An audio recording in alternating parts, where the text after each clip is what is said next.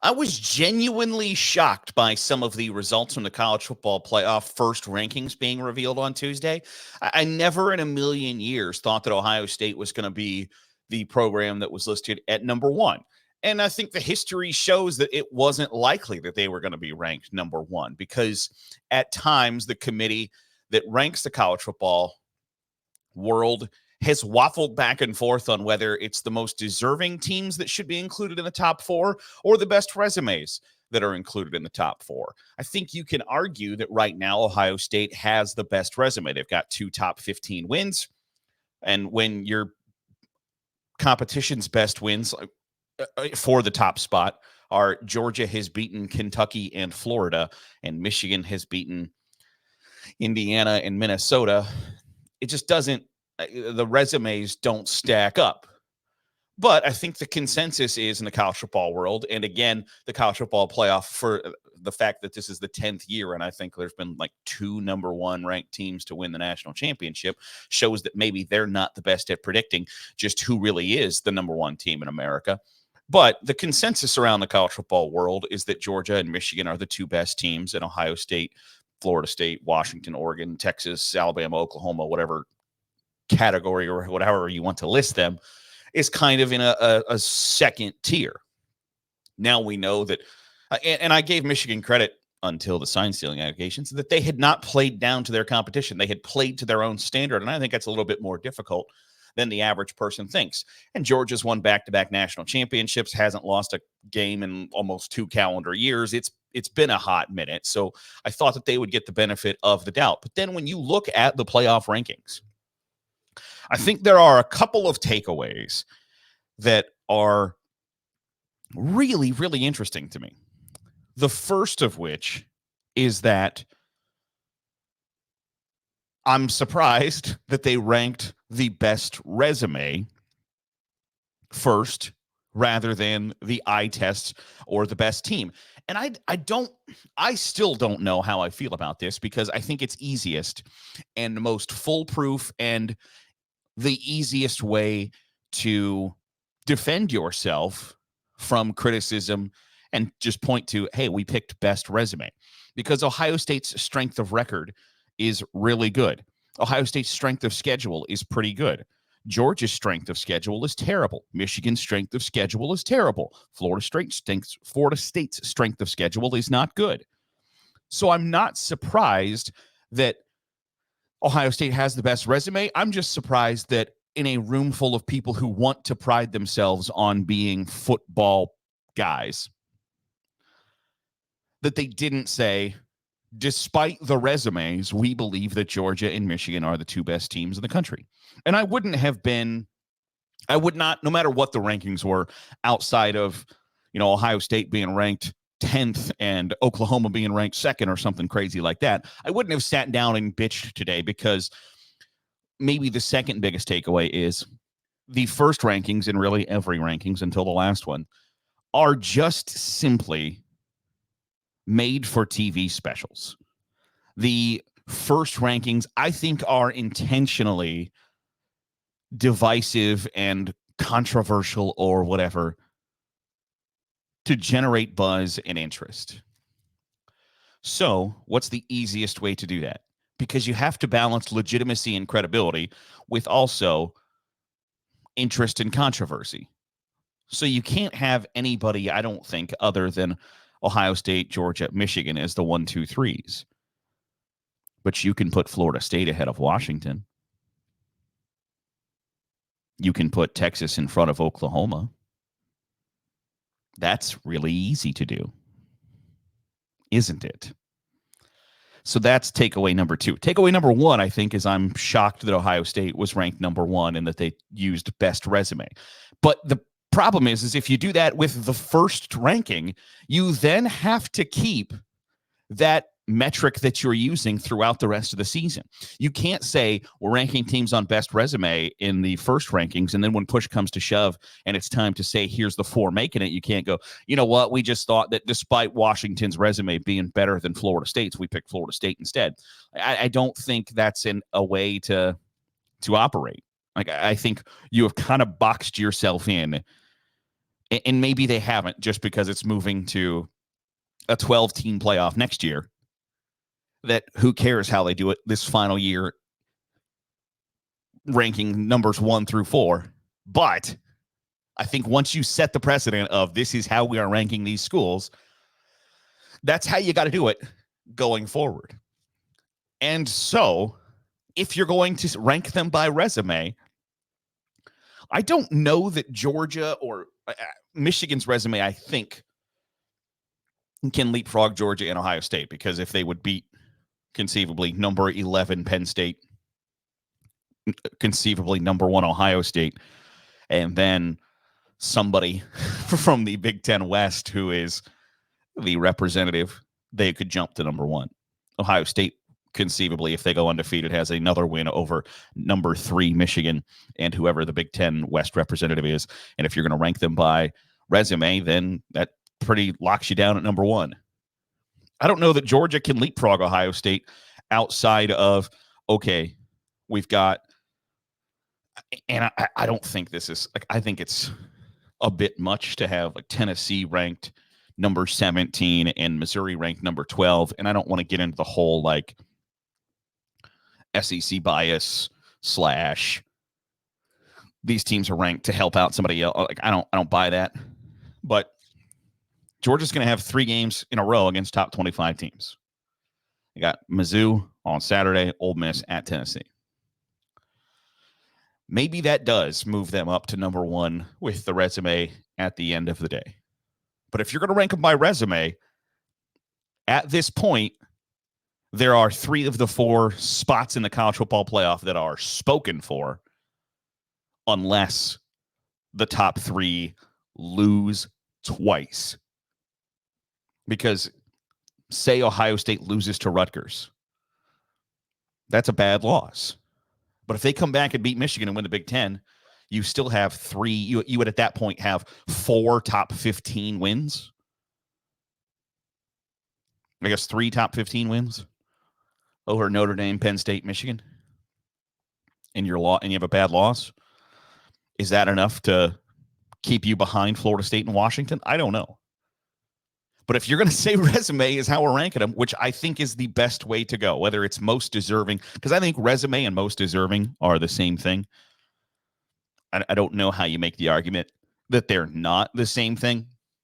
So I find that super interesting of like, people say there are kind of like 3 or 4 ways to view this. I think there's kind of 2. There's resume / most deserving, because I think they're the same thing. And then eye test. While Georgia might not have the resume, or Florida State might not have the resume, or Washington might not have the resume, are those 3 of the 5 best teams in the country? Yeah, I would say so. The problem is only 4 getting in. Another takeaway I have is that despite, I think the committee got it right in that they believe that the Pac-12 is really, really, really good, but not top heavy, because Washington's 5, Oregon's 6, Oregon State is 16, Utah 18, UCLA 19, USC 20. I think those are pretty good football teams. You could argue that USC is damn near elite on one side of the ball and as terra awful as you can be on another side of the ball. They are dreadful defensively. And that's why they're 20th and not 10th. But I think they're right in that they have a high regard for the Pac-12, but I also think they believe this is all going to shake itself out, because I think Washington has an easier path to the college football playoff than Florida State does, despite playing a more difficult schedule, because they've got USC, Utah, Oregon State back to back to back, which is a tough stretch, which I think is probably a tougher stretch than Georgia's stretch that they're going to play here in a little bit. But also, I think Washington is somewhat significantly better than those schools. And if you get through those 3 games undefeated, you go into the final week of the season 11-0. I think Washington also has a pretty good, pretty hardy case to make the college football playoff rather than Florida State, because I don't think, conversely, that the committee, and I don't know that they should, has a whole lot of respect for the ACC. When you look through the rankings, there are 2 ACC schools in the rankings. And I don't know that you can make an argument really for a whole lot of ACC schools. Maybe you could argue, and I would find that argument maybe difficult to make, that you could include North Carolina at like 25, but I don't think so. I don't know that there's a case to be made there. So I think that there's a lot of credit for the Pac-12, a lot of credit, obviously, for the SEC. And then schools kind of 12 through 20 are somewhat interchangeable to me. Do I think Notre Dame deserves to be a little bit higher? Yeah, I do. They lost to the number 1 team in the country and then lost to Duke on the road when Duke was still healthy. Now Duke is now kind of a shell of itself at 5-3. Oh my gosh, they're 5-3. Or they Notre Dame beat Duke and they lost to Louisville on the road. Okay, so your losses are to the number 1 team in the country and number 13 team in the country. And I don't know how good Louisville is. I know they're 7-1. They got just the tar beat out of them at Pitt. I still don't know what Louisville is. Like, they might get to the last game of the season against Kentucky at 10-1, and I don't know how good they are. I think the schedule kind of set up pretty nicely for them to look much better than they are. But there's not a lot of love for the ACC, a lot of love for the Pac-12, a little bit of love for the Big 10, a little bit of love for the Big 12, and then a lot of love for the SEC.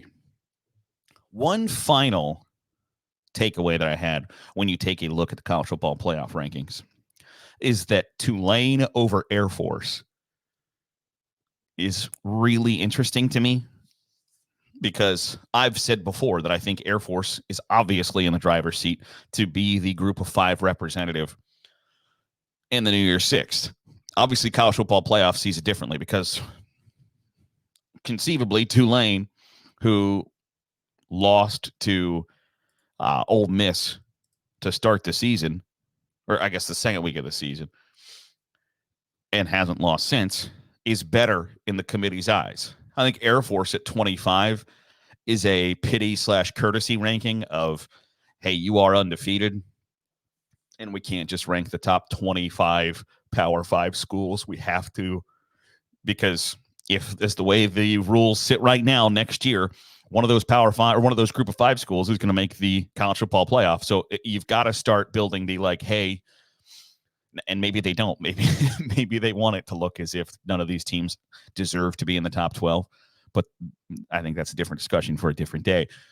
I think Air Force is a pity ranking in the committee's view of, like, okay, you're undefeated still at this point of the season, but we think Tulane is better than you. And we kind of have an unspoken agreement that the 6th best conference is the American, not the Mountain West. Therefore, should we be forced to put one of you in the New Year's Six, we're going to go on to the American rather than. So Air Force, I think the last takeaway for me is Air Force has to finish undefeated if they are going to be the Group of 5 representative in the New Year's Six. Because if Tulane already has a leg up on them, and I think that would be difficult to justify, is that if Tulane finishes 11-1 and Air Force finishes 12-0, that the average observer is going to go, well, wait a second, one of these teams is undefeated, the other one has a loss. Despite, if you look at the rankings, Ole Miss is number 10 right now. So your one loss is to the number 10 ranked team in the country, Air Force, undefeated.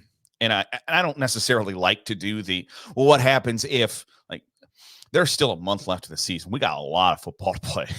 There is a lot of football, and a lot of things can happen. So I don't necessarily like to sit here on November 1st and say, well, what happens if, but I think it's clear that either Tulane needs to win out, or Air Force, or either Tulane needs to lose one more time, or Air Force has to win out for the Falcons to be the Group of 5 representative, which I don't know how I feel about that. Because I don't know. I think if your argument is always going to be like, hey, you play the game that's in front of you, and if you win, that matters, and if you lose, that matters too. So if you win all your games, that should mean something. Whether those games came against nobodies and Tulane's came against really difficult opponents, or whatever the case may be, I just think that going 12-0 should count more than being 11-1, especially at that stage of the number 24, number 25, Group of 5 representative, yada, yada, yada. I think winning all your games should matter more. I guess I have one more final observation, in that I think when you look at the top, so the 4 teams obviously make it to the college football playoff. I think by the rankings, there is a cutoff at 8. I think the top 8 schools can make the college football playoff. But there is a pathway still for Alabama. There is a pathway for Texas. There is a pathway for Oregon, Washington, Florida State, Michigan, Georgia, Oklahoma, or Ohio State. I think by ranking Oklahoma 9, even though they beat Texas, is telling you, hey, this is where the cutoff is. There's not a path to the college football playoff for Ole Miss. There's not a path to the college football playoff for Penn State, Mizzou, Louisville, LSU, Notre Dame, etc. From 8 back, you don't have a shot. Because if you're going to tell me in week 1, like Oklahoma's win over Texas apparently isn't going to get better for them. Like, that's already one of the better wins in America. Oklahoma is 7-1, and their loss is on the road at the number 21 ranked team in the country. And they're going on the road again to play the number 22 ranked team in the country this weekend. But if you're already ranked behind the school that you beat and you both have 1 loss, that tells me you do not have a path forward to the college football playoff. Alabama, who lost to Texas, yes. Oregon, who lost to Washington, yes. If chaos ensues, any of those 4 schools can find themselves in the college football playoff.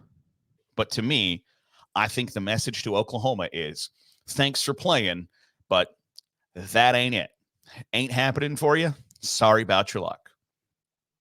So I think if you ain't in the top 8 right now, congratulations on thinking about playing for the Fiesta Bowl or the Peach Bowl, because you're not making the Rose and Sugar. But also, when you look at the college football playoff rankings and you look at the bracket of what a 12-team playoff would look like this year, has me excited for 2024. That'll do it for today's episode of the Daily Huddle. Appreciate you making us a part of your day, however it is, wherever it is you're doing so.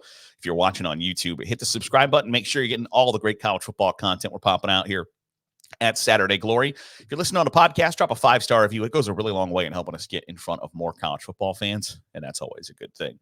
We'll be back at it tomorrow, making our picks for the weekend. Looking forward to it. I'll see you then here on the Daily Huddle with Saturday Glory.